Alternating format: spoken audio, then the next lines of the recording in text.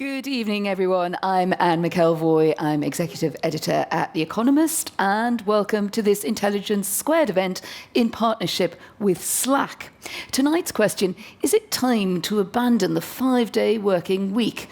Well, it's a lovely Monday out there, and it feels like a very good time to think about it to me. But this question more broadly has gained relevance, of course, since the disruption of COVID-19, which forced governments and businesses to revisit that old Monday to Friday model. Proponents now argue that the pandemic, in that sense, did us a favour.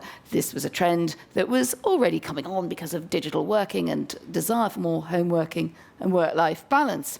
It also allows a lot more flexibility, and you could argue that it broadens out the workforce, and particularly those with children might be remarkably grateful not to have to get out for the 8 till 6, 9 till 5 or beyond grind. So there are some of the benefits. Productivity rises for employers. Employees are happy with lots more autonomy, and you can go to work in your yoga pants, or maybe that's just me.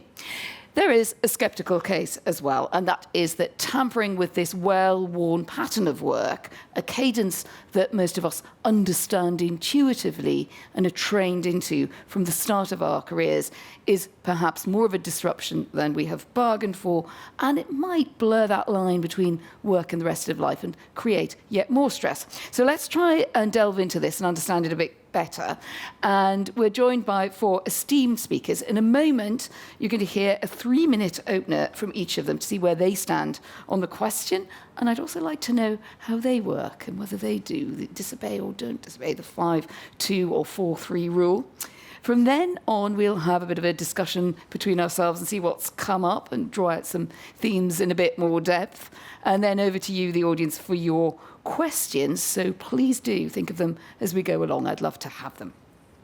The speaker who is going to lead us off tonight is Bruce Daisley. He's a former VP of Twitter for Europe, Middle East and Africa, and host of the podcast Eat, Sleep, Work, Repeat, in which he interviews psychologists, neuroscientists and workplace experts to understand how we can improve our jobs. He's also the author of 2 books, The Joy of Work, and a forthcoming title, Fortitude, Unlocking the Secrets of Inner Strength. So there, Bruce, with all the fortitude you can muster, it's over to you to get us going.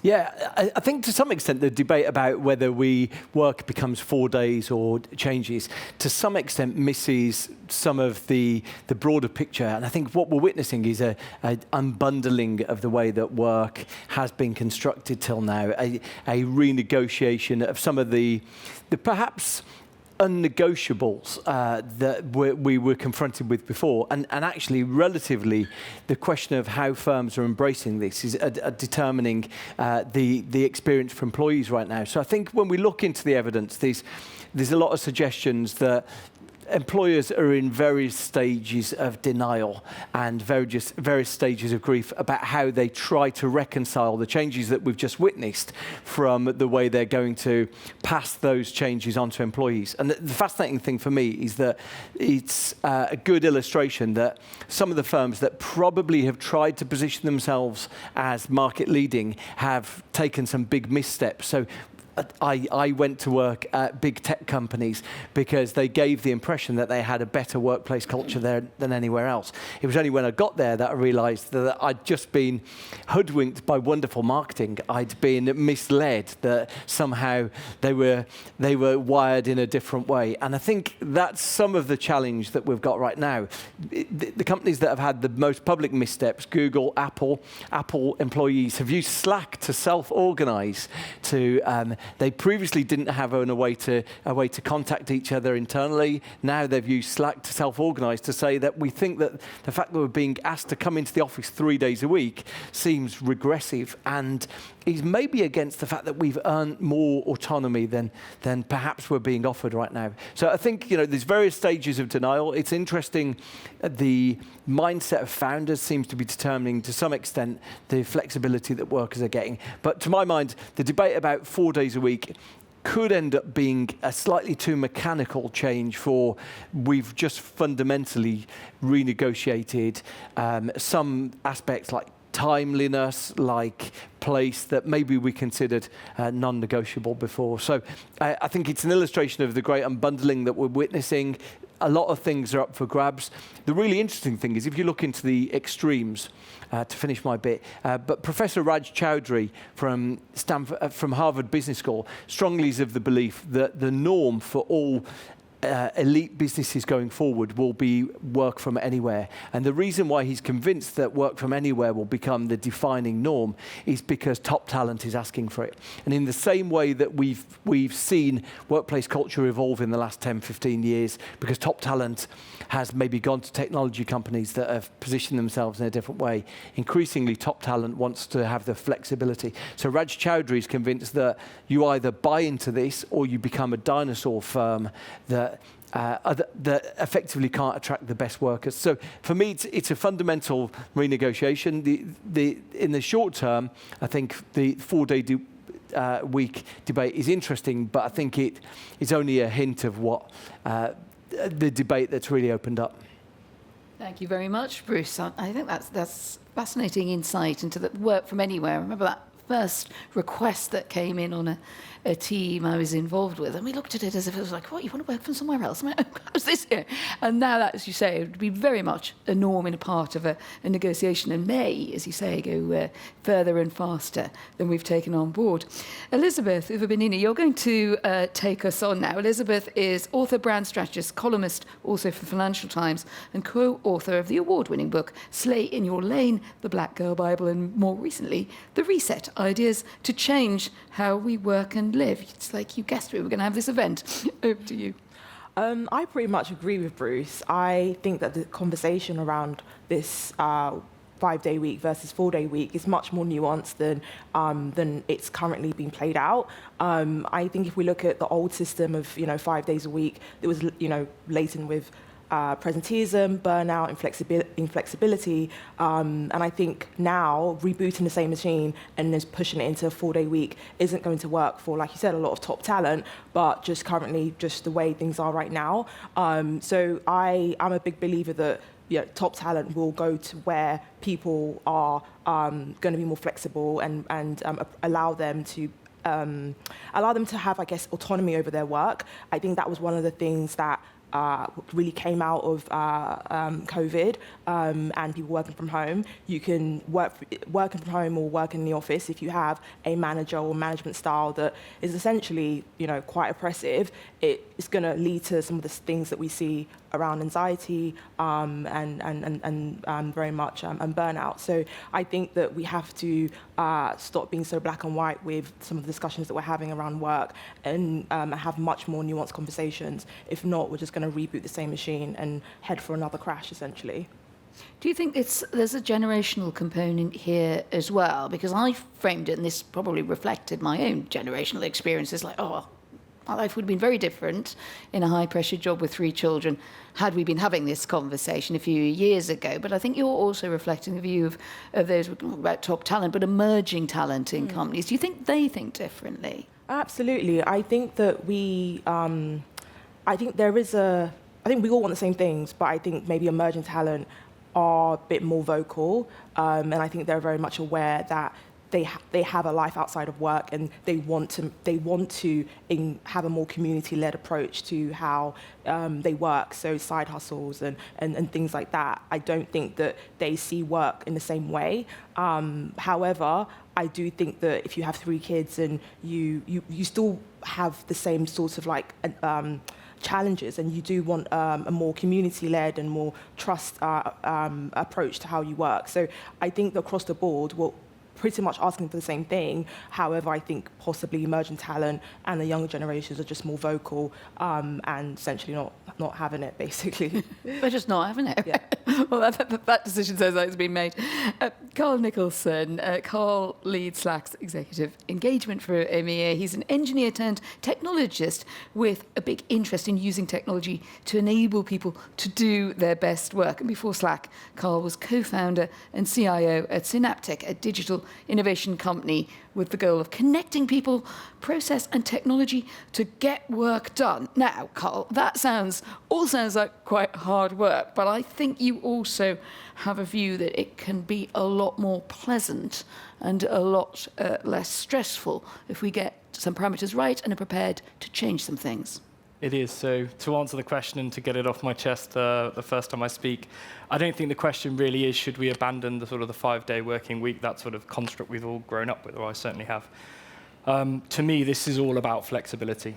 And what flexibility really means isn't just whether you sit at home in your yoga pants and attend meetings all day. It really is about having the choice of when you do things.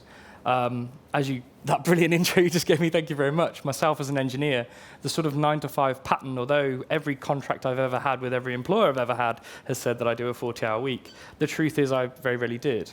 And that's not because I'm a diligent, hardworking individual. It's simply because in technology, which is where I've been my entire career, things break after 5 o'clock and on weekends and all the rest of it. And so I realized very quickly that to be successful in tech, I needed to be extremely flexible in my approach to work, and no way was I ever going to turn around to somebody and say, I'm sorry, I'm not going to fix that right now because it's past 5 o'clock, because that was the quickest way to get fired. But back to the question, flexibility and what do we really mean by it? I think you need to enable tooling, processes, even down to the HR and the way that you write your contracts, to allow ultimate flexibility for your people. And as the great points have already been made here, it's about talent. And also it's about diversity. It's about diversity because we know in the tech industry that to create really great products and services, we need the most diverse bunch of people we can possibly find that represents, the public. And I think that's one of the biggest changes I've observed in my career. My first job was a bunch of white guys, and it was purely men. There was not a single lady in the firm. This was a software engineering company, and we all looked very much like each other, and we all grew up in very similar circumstances. You fast forward to somewhere like Slack, and it is a hugely, hugely diverse workforce. And so I think your flexibility, your working practices, the way you go about stuff ultimately has to fit that workforce and way of working. Because if you get this wrong, to Bruce's point, people will just go out elsewhere. And I don't think it is necessarily age-related. And one final point, the Future Forum, which is partly funded by Slack, tells us in a global survey that they run every quarter of knowledge workers, 95% of people right now across the whole age spectrum want flexibility in their work. Gosh. So for me, it's about flexibility, not working days. It's about when work gets done. Great. We might dive into what the consequences of that are in just a moment, but let's hear from Nick, sitting next to you. Nick Snerchek is writer and academic specialising in the future of work and currently a lecturer in the digital economy in the Department of Digital Humanities, King's College London. That's probably a department that didn't exist if we'd been talking 20 years ago. He's an advocate for the 2-day work week, hurrahs all round, and author of books including Platform Capitalism and a forthcoming book, After Work, The Fight for Free Time, which will be published, I got to say, sometime in 2023. When I get the work time to finish it, When you get it done. So yes, I think people could be fascinated by your 2-day week. So maybe start us there and then take it away from there. The 2-day work week, this is Keynes' basic idea as well, the 15-hour work week. So fit into 2 days quite easily. So it's not actually that radical of a proposition if you look back to the 1930s when Keynes is sort of talking about, in the midst of the Great Depression, what the future holds. And people often think, well, this is a crazy proposition. But he was actually just vocalizing the common sense of the time. It's interesting that we've sort of forgotten that period now. My work is all about why we need less work, despite the fact that I spend a lot of work trying to make that argument. But I want to begin here in my opening spiel, sort of 3 points of agreement. First is that I think work, particularly globally, not just talking about, say, top talent, but globally, is largely harmful to workers, devoid of dignity, monotonous, crushing, and without fair pay. Wages in the UK, for instance, we've seen more than a decade of pay stagnation. The Bank of England now suggests that that's going to continue for probably another 5 years at least. We have more and more surveillance and monitoring of workers, less and less control over their own time, and that's in a developed economy like the UK. It looks even worse when you start to go globally. When we look at the future of work, it's largely healthcare. It's home healthcare in particular is the fastest growing job by a long shot. So the tech world is very nice, and I think there's a lot of interesting aspects of it, but it is a niche industry globally. The pandemic has only made things worse as well, as we know. Remote working is great in many ways, but what research shows is that people are now doing an extra shift at the end of the night. So we have to talk about the flexibility invoking more work. So my first point of agreement with, I think, everybody is that work has problems today. My second point of agreement is that nobody wants to add another workday. Nobody is advocating for a 6-day work week. Nobody's advocating for the end of retirement or anything like that. And this suggests to me that we recognize the importance of free time. So we all agree that free time is significant. And this is my third point of agreement, is we value freedom. And I think maybe where I might differ is that I think freedom fundamentally is opposed to work. I think free time is the basis of freedom. Most people, when you're in your job, you're subject to the whims of your boss. You may have some flexibility over when to work, but you don't have any say over what you're doing, the expectations, how you're working with other people. So many people have no say over their work, and they're dominated. They lack freedom by their boss. So I think most work is fundamentally unfree for most people, and that if we actually want a society of freedom, we have to reduce work. Right. That's quite a challenge. I'm going to throw that. Thank you very much indeed, Nick. And I was very pleased we ended on that, because I think we had a broadly positive view from different angles from the first three speakers about more flexible work. But Nick's view was really the only way, if you wanted to have happier, more fulfilled people, was to have them work less. Who'd like to respond to that? I think there's a lot of truth in it. I think the amount of headspace that our jobs are taking has grown and grown and grown, to the extent that we often don't necessarily perceive it. One of the really interesting things to deconstruct those weird 2 years we just had, but you'll remember sort of in the first month, where everyone was really trying to assemble what their life looked like, between queuing for a 4-pack outside Tesco's and trying to sort of work out who was going to cook the evening meal. Like, we were trying to reassemble, but I think people recognised at that moment that they were occupying a different place in their relationships. It was a really interesting thing to observe. There was some work amongst American teenagers, and that first month of the pandemic, when teenagers exhibited closer connections to their families, their depression went down. They seemed to be in a happier state, because they'd, I think, identified the domestic part of their life was enriching for them. And I think so. We've seen those things change. The reason why so many workers now are citing flexibility as a reason why they want to change jobs is because we've actually been woken up to the fact that we were in something of a cult before, where we were getting up, we were leaving the house at 6 o'clock or 7 o'clock, we were coming home at 7 or 8 o'clock, and we were considering it as a non-negotiable, as something that was just part of having a successful job. And so the fact that those things, our domestic situation has been realigned, it does seem to be informing a renegotiation of how work sits in our lives. So I'd agree, freedom, that ability to consider that we do have part of our identity that isn't our jobs is quite liberating for us. Elizabeth? Yeah, I think it depends on how you see work as well, because if you seek purpose in work and your work is part of your identity, then maybe two-day work week just doesn't work for you. I don't know if it would work for me. Some struggle to work out what I'll do with my other time.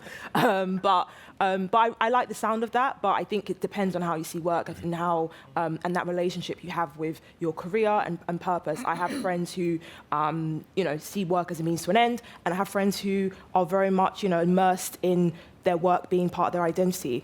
And depending on where it doesn't really matter where you sit on that. I think the main thing is you shouldn't be driven to things such as having a boss that drives you to anxiety and an oppressive management style. So whatever you sit on that scale, I think you need to still feel like you're being treated as a human and with dignity. So I totally agree with what he was saying. Sure.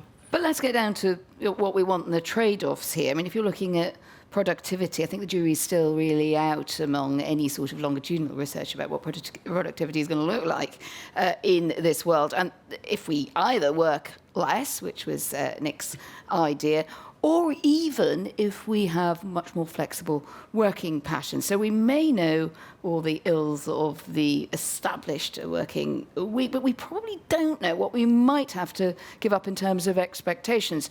So, Carl, I'm going to throw this one at you. Is this really a kind of charter for people who are actually advocating really for lower growth and less competition, in which case they better come out and say so? And Nick, I'll come back to you on that in a minute, but let's get Carl's thought.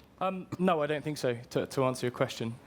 I think, to your point, and through my own experience, I completely agree with you. I know that there were times in pre-COVID where I needed to hit the stop button to give myself brain space, or rest or freedom, to actually think about the problems I was currently grappling with work. I needed the ability to kind of take a step back and think about stuff.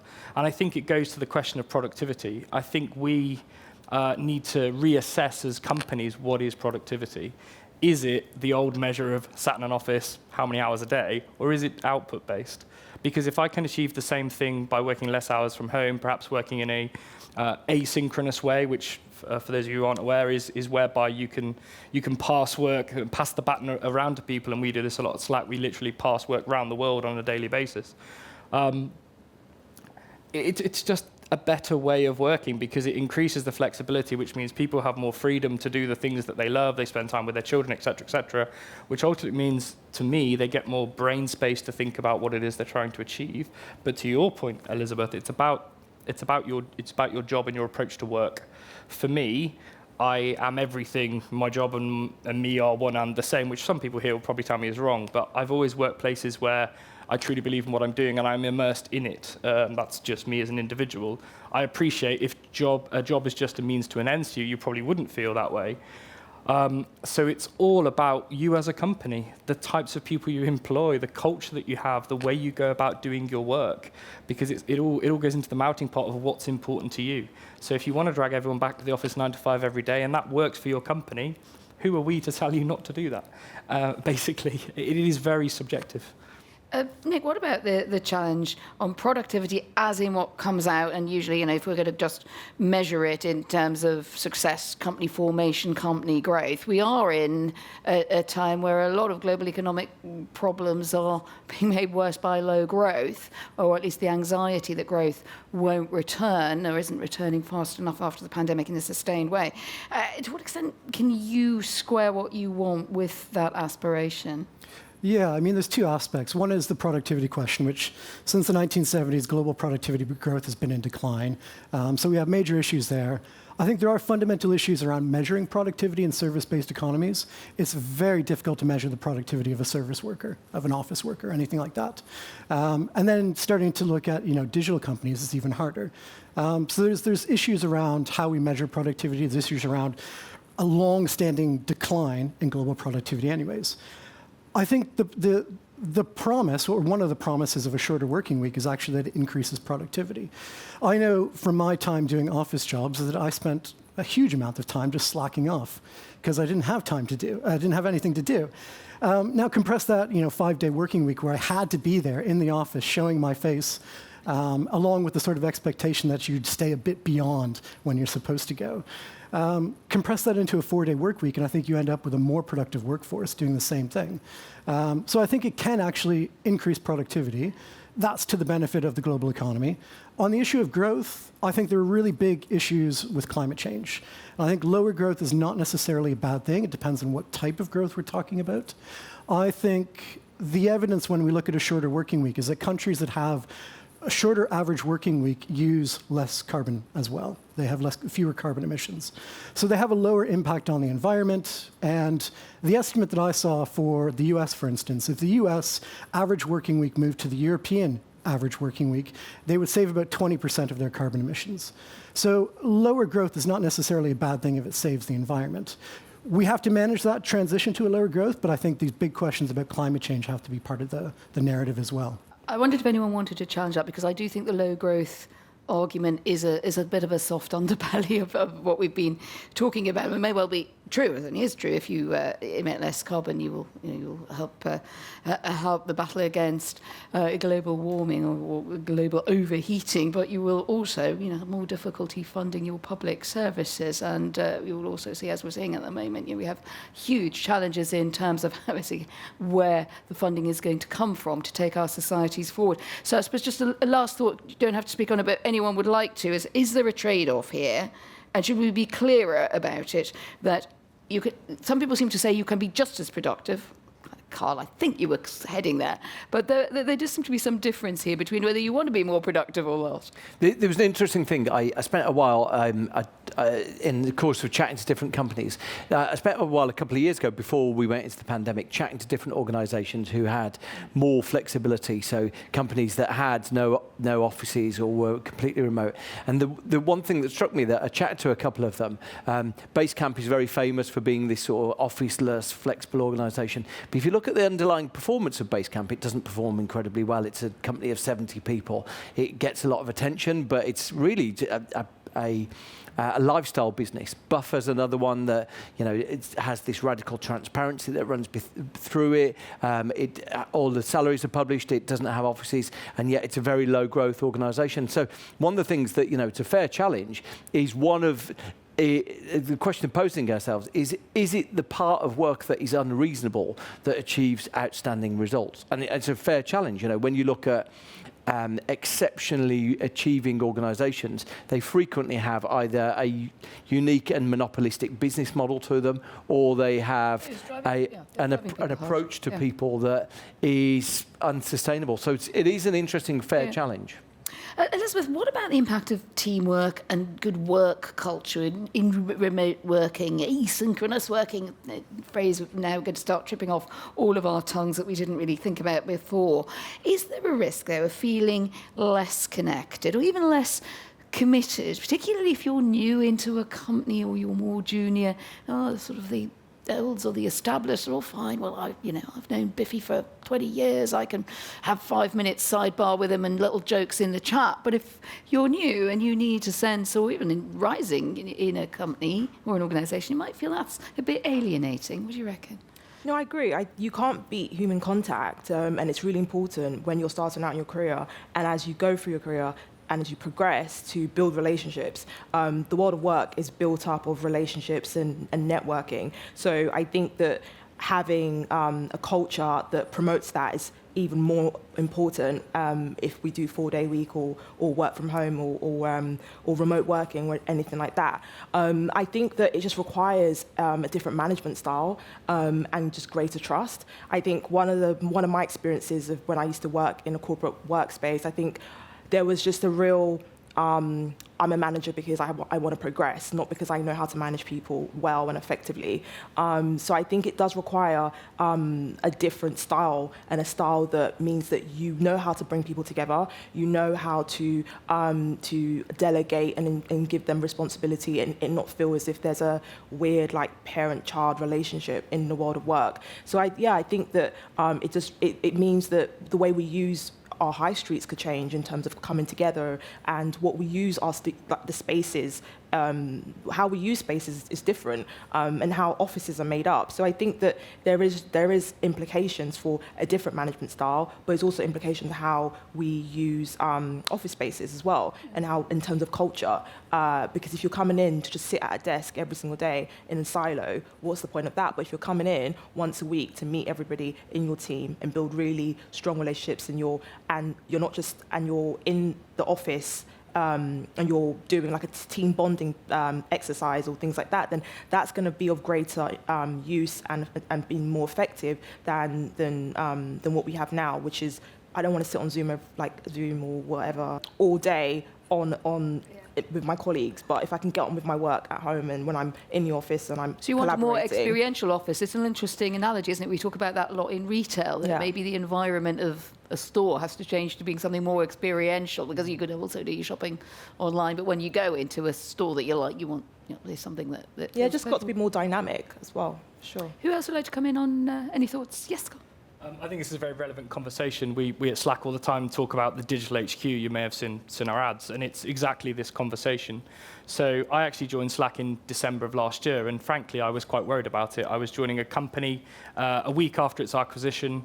I was joining a global team. I was the first of my role in the world, so I had no prior art to really go after. And I thought, how am I going to onboard into this huge behemoth of a company that's now part of Salesforce from my little desk in Worcester? And I've got to say, it was an outstanding experience. And I'm not just saying that because I'm here and Slack sponsoring the event. It was an outstanding experience because, to your point, it was led with empathy. And our management at Slack is top dollar, quite literally, and they are excellent leaders. And they're excellent leaders because they understand the importance of transparent decision-making. Everything that we do is on Slack. Shocker, I know.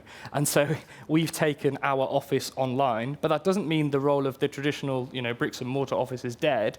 It just becomes far more experiential, so that when we do get together, we're not just sat in the office for 3 days a week because management's told us to, sat on Zoom calls, which to me is a little bit crazy. Yeah. And is kind of that I old find model. That weird. Especially when you see the person through the glass behind you on the same call, and it's sort of desire to sort of wave. I mean, I've had calls recently where I've realised I'm in the same building as someone, which is just nuts. Oh, yeah, I'm next door. Very, very unhuman. But it is But if different. you don't, I mean, can I just stop you on that point? Because that's a good little example of a sort of knobbly conundrum. I can understand also why that evolves, because you think, well, you can't have a system where if you're in the office, you're in some way advantaged. So you will have to have a Zoom, and we could all be sitting in 5 different offices, but we will have many colleagues outside. So how do you get around that? You know, it feels like we've got a road network and no one's written the highway code yet. And organisations are scared to write the highway code. And so as a consequence, we know very clearly there are certain roads that you can drive at certain speeds. There's certain parameters that you can drive at one way and you can't drive up another way. But right now, organisations are scared to lay out their highway code. I've been really inspired with the ones who say, almost like, how small can our footprint be in prohibiting your personal autonomy, but we are going to have a footprint. So I heard one organisation that I think about all the time, and they said, our organisation, our highway code is Wednesday +1. And the idea behind that then, I guess, is you might say, well, either we're going to try not to have too many meetings on Wednesdays, and we're just going to catch people in person. There's really good evidence that having a meeting-free day can be liberating for people. Or they're going to say, and the idea of Wednesday +1 is everyone in the organisation is there on Wednesday, and then we want the office to have a little bit of hum to it. So on the rest of the week, we want a few people to pick and choose. Maybe the finance team is in on Monday or whatever it is. But for me, it's like, okay, they've created the highway code.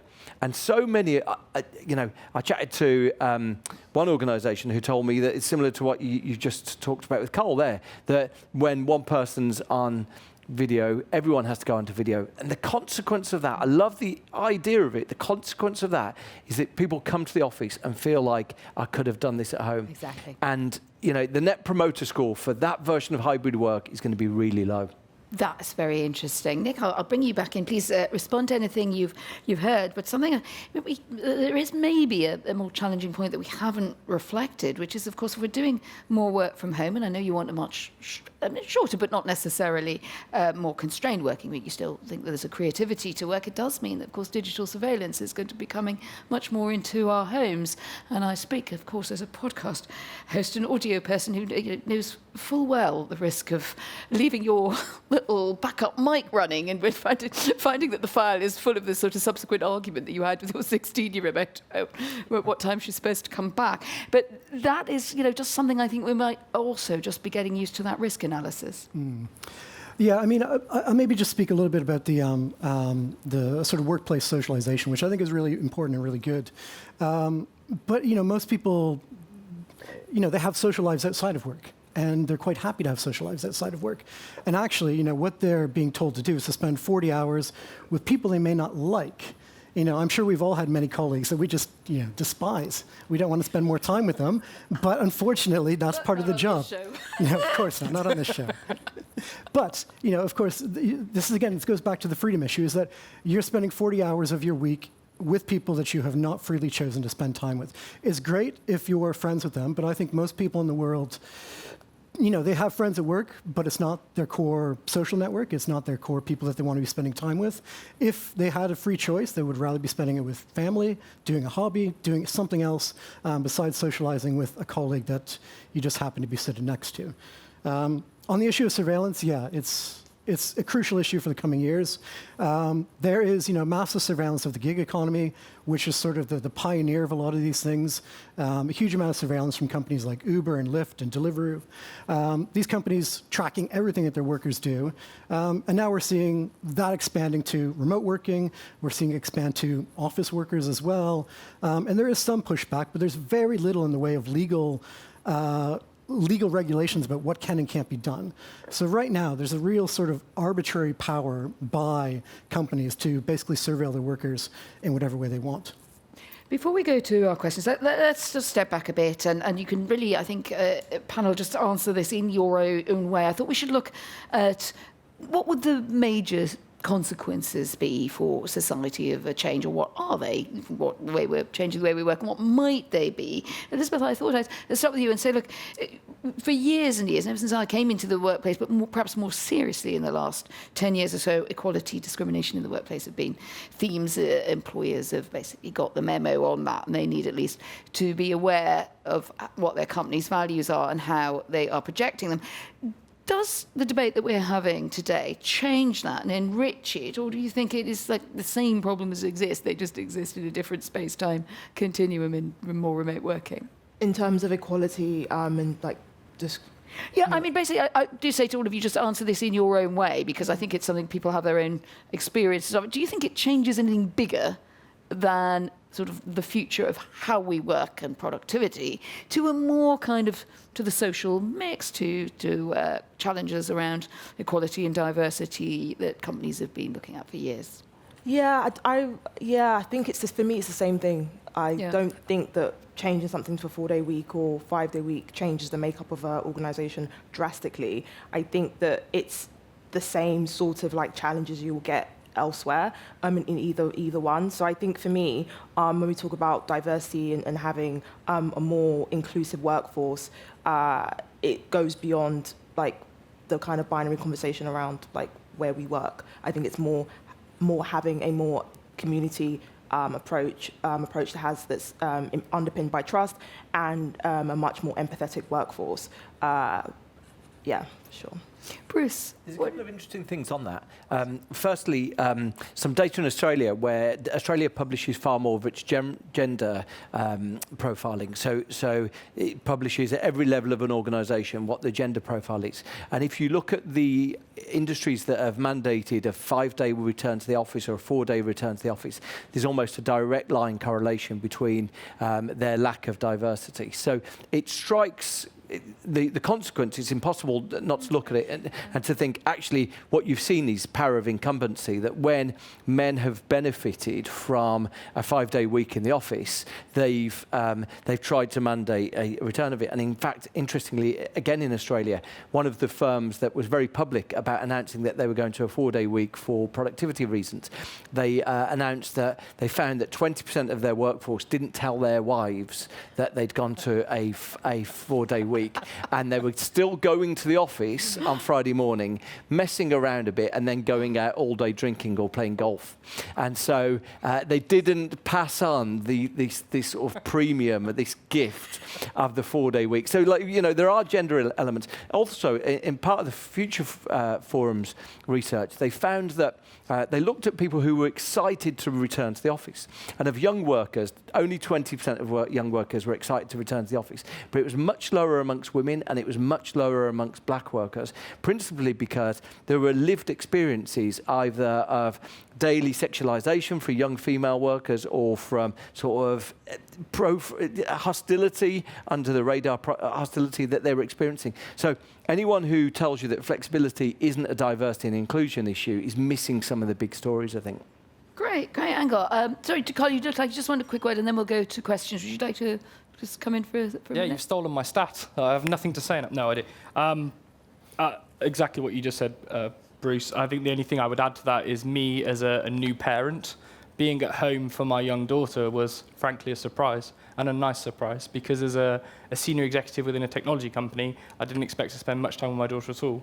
And being there for the first, those important first year of her life is massive. And I think we won't really see the benefit of that for probably another 10, 15 years as studies come out, because I certainly didn't see my dad when I was a kid.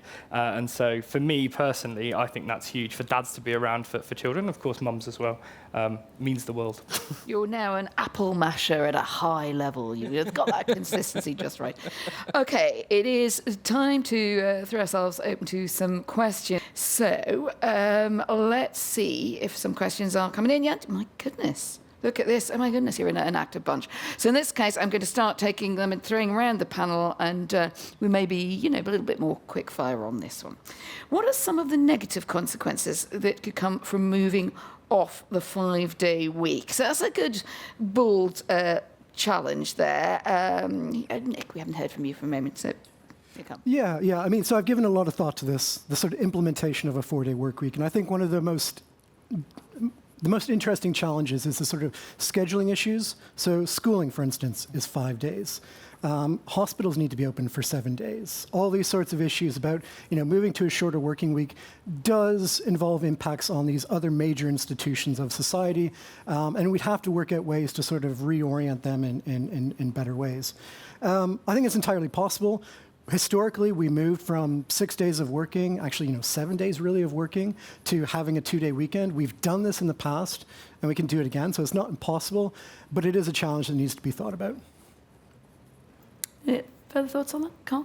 I'm worried about it'll be used as an excuse to pay people less. Frankly, I think some companies will do the math and say, right, well, that's 1 day less you're not in the office or wherever, therefore you're going to earn 1 day's less pay. I also think the opposite could happen, not in terms of money, but I know I, as a consumer, love services, and I can get support for those services 24/7. And so one of the things I've been thinking about a lot is if we did go to a 4-day week, could we sort of stagger our workforce so that actually the business and the service of the business is open 24/7, but you as an individual are only online or working, etc., for those 4 days. 3.5-day work week. Yeah, maybe. Yeah. And actually, what would the impact of that be on the business? Because I know, as a consumer, I like to be able to call my bank at 10 at night on a Saturday. You can't do that with traditional companies. Yes.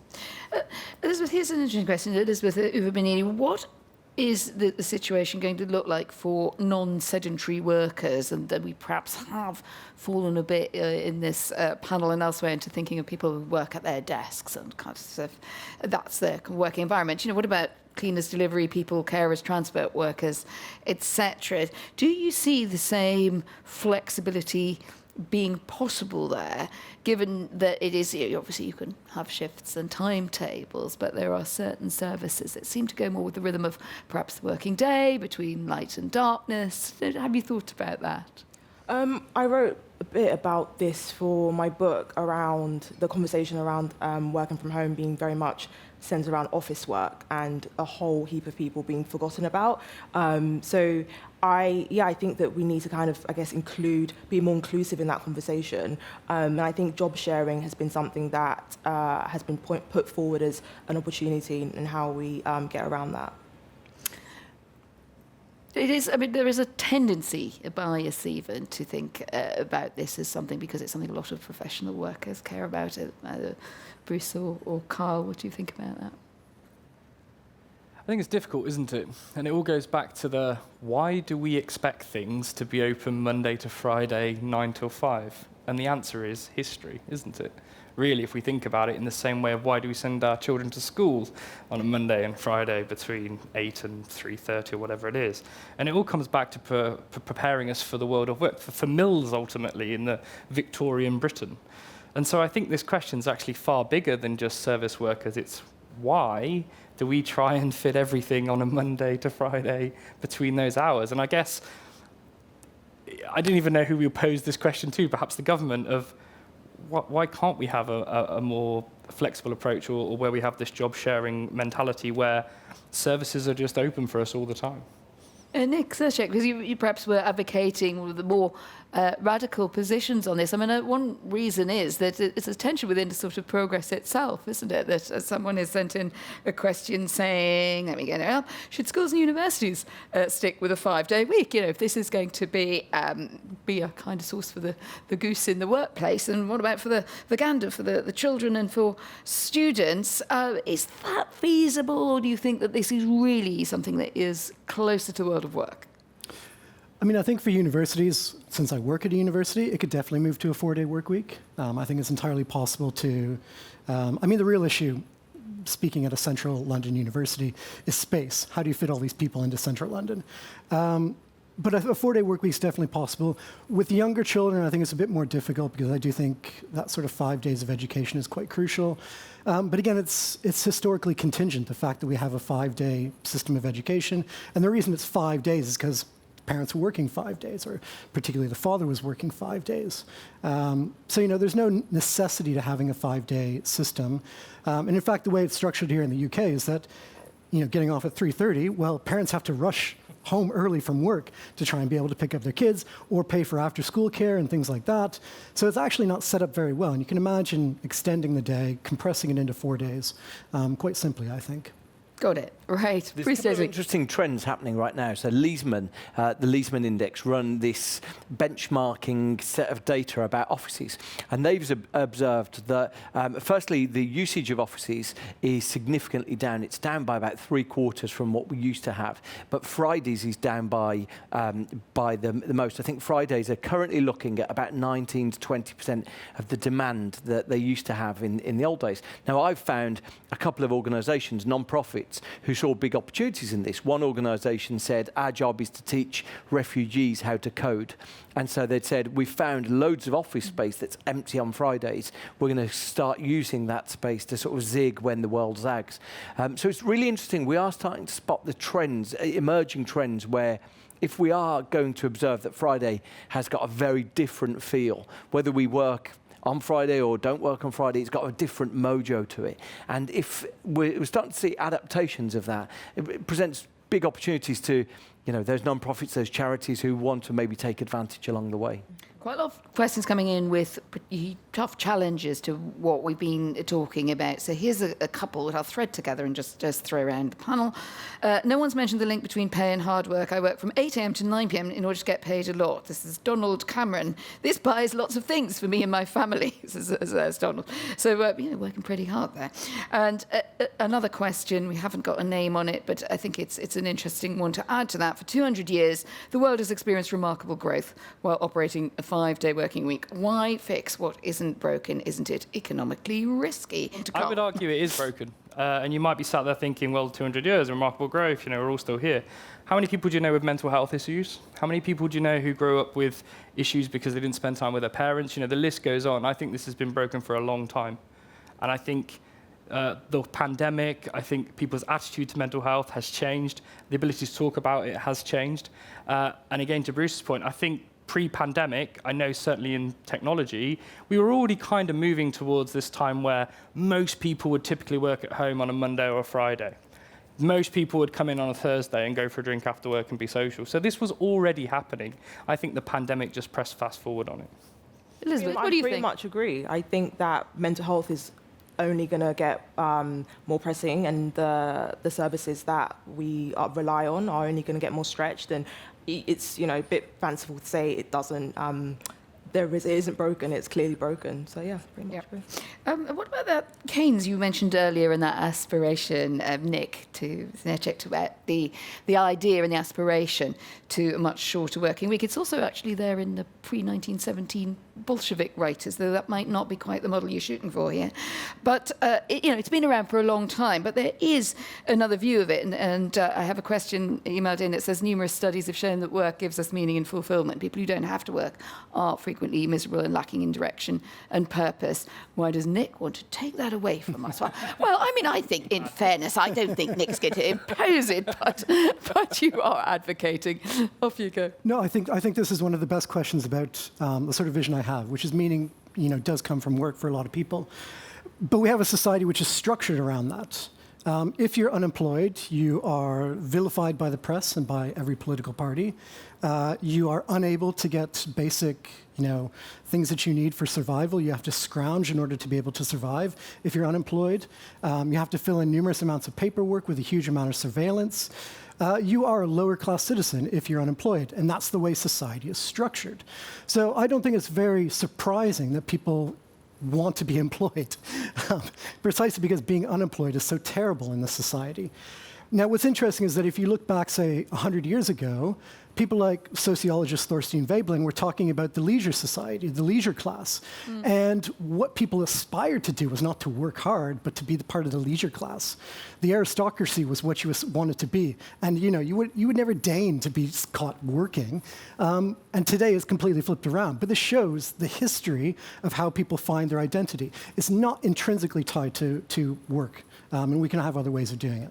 Just going to try and fit in a last couple of questions. And remember, of course, if you're enjoying this and you have any challenges or thoughts, do tweet about the event using the hashtag IQ2. The one has just popped up which says, what about small business owners who need to work 7 days a week to make their dream a reality? Wouldn't moving off 5 days a week prejudice those people? Who'd like to take that one? Oh, actually, Nick, you continue. Well, if they're working 7 days, the 5-day work week is already, it's already a constraint on them. I think the issue for me is that the 4-day working week sets a minimum, and then you can work overtime if you want. You can work extra on projects that you find passionate about. The key thing is that you have the choice. You're not forced to do a 5-day working week. Any other thoughts on it? I mean, I think probably the sense behind it is being a small business owner may mean that you do have to trade away some flexibility because you just have to sort of satisfy your customers or find your niche. And there may just be, for more people, I'm looking meaningfully at Bruce here because, you started us off tonight with quite strong advocacy of change. And I suppose the slight mood of that question was, that's never going to work for me and people I know.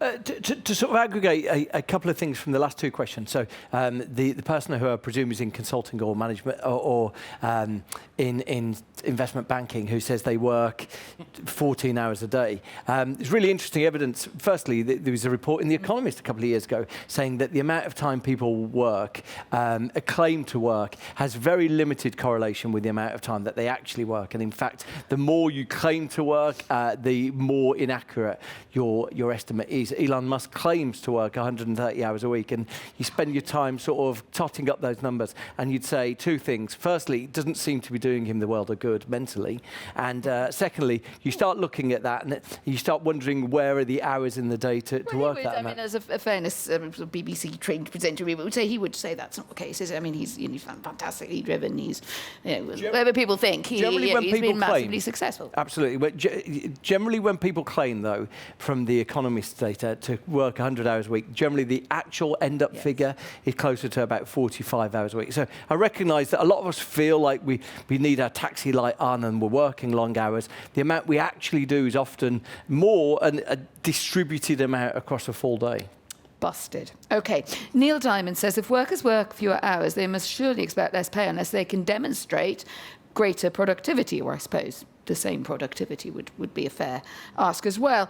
Most businesses will have to employ more staff. Elizabeth, is that just something that you recognise, that there is a big ask of businesses that might not just be about changing culture, which I know was your angle a bit earlier, was, well, culture needs to change. What about practicalities?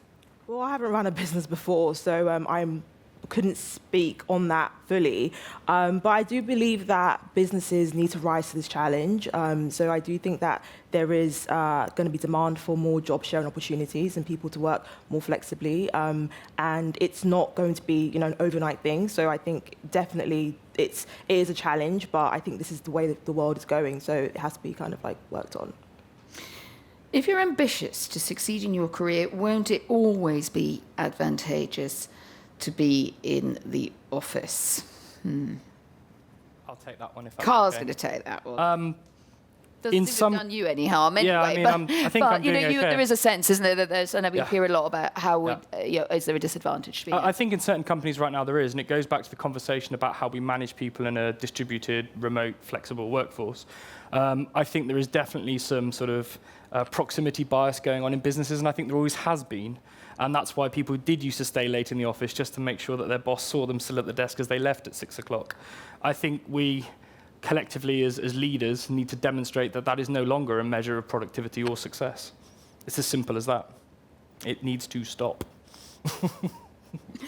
Let's go for a final round. I think some of you have answered along the way a bit more about how you work yourselves, but I'd just like to get an insight into that, Nick. I mean, you put out there the 2-day challenge. There was a bit of a sort of grouping around and some questions about the Wednesday +1 model. So everyone's in on a Wednesday, and then the other days you can choose. Does that sort of model actually work out for you, the way that you work? And what have you learned if you have changed the way that you work? Well, so I've got 2 young children, so that's changed the way I work fundamentally. The cost of childcare in the UK is so expensive that I can only afford it for 4 days. So I sort of necessarily have a 4-day working week where my children are in at nursery. But I do enjoy my work. So I work after they go to sleep. I work sometimes on the weekends. I'm sure I put in more than 40 hours and maybe more than 50 hours. But I'm one of the fortunate few that actually enjoys what I'm doing, and I happen to get paid for it. I think the real question is what the majority of the people in the world are doing is not something that they're necessarily passionate about. And that's the real question of a shorter working week is for them. Elizabeth, you combine a number of roles. You're an author and a newspaper columnist, also a brand strategist. Are you a blitzer, or are you a spread it out over the weekend? Clock off at a set time? I'm driven by deadlines, so whenever, and tend to be book deadlines. But I definitely think that just having more autonomy over the way I work and the different projects have given me freedom and just general happiness. Do I get burnt out? Yeah, still. I'm not saying that, the life on the other side is any more, free from those things. But I think that there's a real sense of purpose in how I work. And I think that means that when I do clock off or when I do, fall asleep and I rejuvenate, I feel more excited about the work I have to do. So it doesn't get rid of the things that we've spoken about today, but I think it just gives me a real sense of purpose. And I think that works for me, but it might not work for other people. Carl Nicholson, in the Slack environment, you're always on. How do you decide when you're going to switch it off? I'm going to rattle through this really quickly because I think the way Slack operates is really interesting. And to your point earlier, I think we are writing the manual, getting things wrong and trying stuff out. So I thought I'd share it because I think it's interesting for the audience. So although we have physical offices, we've taken everything online in this digital HQ approach of Slack. We do everything in our own platform. We quite literally eat our own dog food on a daily basis. Most employees, almost all of them, have the option to work remotely on a permanent basis if they choose to do so. I'm one of them. Slack's senior executive team, going to proximity bias we were just talking about, are in the office no more than 2 days a week, and the rest of the time they work from home. The reason we do that, 1, proximity bias, but 2, it demonstrates to the rest of the organisation it's okay to work from home and you don't have to do presenteeism, it doesn't matter. We have something called Fridays, which I absolutely love, which is 1 Friday a month off. And that's predominantly to get over the burnout of Zoom calls. If you've ever sat on Zoom calls quite a lot, it's tiring, and the more people on the call, the more tiring it is. Not just Zoom, other platforms are available. And I think, last but not least, we also have something called Maker Time, which is kind of what you were hinting at earlier. Although it is work, we are still paid, we do have to be there. And this is time to turn all of the meetings off. We have no scheduled stuff. And it's time to do whatever it is that you need to do. If that's sit in a coffee shop and think about something, if that's cracking on with a project, it doesn't really matter. But that's brain space where all the notifications stop for the day and allows you the freedom to do what you need to do. And Bruce Daisley, last word from you. You've worked in an organisation. You now seem to be, have a bit more kind of freedom to choose how you work. So how do you? I think what we haven't covered along the way is how bananas work is for most people. That most people sit there thinking, my work is intolerable and insane, and they kind of think, am I the only person who thinks this? So they're sitting on 5 hours of video calls a week. They're thinking, hang on, when am I meant to do the job here? So all these people are saying, who are saying on the questions that, people, how are they going to get their jobs done? Actually, if we address that, if we freed people from all these video calls, people could do their job in far more sustainable way. I like to have, back to your question, I like to try and have a bit of different energy to Friday. So I try and get most of my stuff done. I try and sort of have a bit of playtime Friday afternoon. But yeah, I think the way that PwC announced last week summer Fridays, and I don't think they'll be alone in trying to suggest that if they're going to demand a lot from people during the working week, Friday's going to get a little bit of different energy to it. And I'm trying to have a bit of that. Listen, thank you very much indeed to all of our speakers for insights. Definitely some thought-provoking ideas there. Let us know what you think about that on Twitter. I'm off for some downtime now. Thank you also to the audience, to Intelligence Squared, and to Slack. And if you're in the room, come and say hello. If not, join us again from wherever you are. Good night.